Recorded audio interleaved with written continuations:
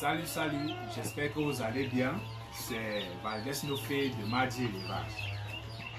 Alors, si vous êtes nouvelle sur cette chaîne, priez de faire deux choses. Premièrement, cliquez sur le bouton abonner pour faire partie de notre communauté afin de suivre nos astuces de façon quotidienne. Et deuxièmement, n'hésitez pas à liker et à partager notre vidéo pour en faire bénéficier à d'autres éleveurs ou à ceux qui désirent se lancer dans l'élevage de pintades. Alors pour aujourd'hui, je m'en vais vous faire la différence entre les pintades de race locale et les pintades de race chère.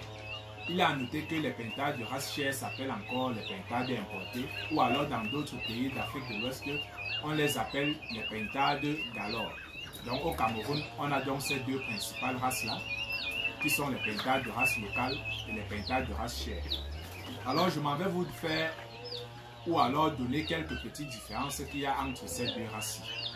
Si vous avez remarqué, pour ceux qui ont déjà eu à élever les pintades de race locale, la vitesse de croissance est très faible. Par exemple, vous voyez ces pintados-ci, ça ce sont les pintados chers, dits importés. Ils n'ont que 3 à 4 semaines d'âge. Et pourtant, chez les pintades de race locale, les pintados de ce gabarit-ci auront au moins 2 à 3 mois d'âge. Ce qui veut dire que la vitesse de croissance est très faible au niveau des pintades de race locale par rapport aux pintades de race chère. Ça, c'est le premier paramètre. Le deuxième paramètre, toujours, pour ceux qui ne le savent pas, se situe au niveau de l'aptitude de pondre.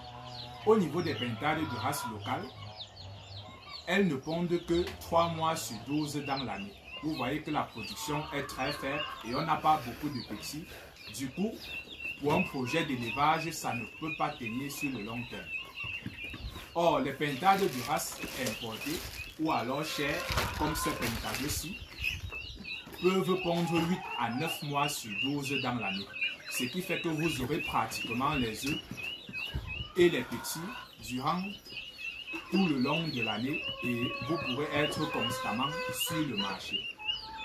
Comme troisième paramètre, donc, il y a la chair. Parce que qui dit pintade chère dit aussi un gain de poids rapide et une vitesse de croissance rapide également. Donc ils ont beaucoup plus de chair. Elles peuvent être consommables à partir de 4-5 mois et pourtant les pintades de race locale sont consommables pratiquement autour de 9 à 10 mois, voire même 1 an d'âge. Donc voilà quelques différences qu'il y a entre ces pintados-là. Au niveau de la rusticité, c'est pratiquement la même chose. Ils sont tout aussi résistants que les pintades chères. Mais tous ces paramètres-là vous permettent de différencier et de savoir quelle race choisir au moment de faire ou alors au moment de la mise sur pied d'un projet d'élevage.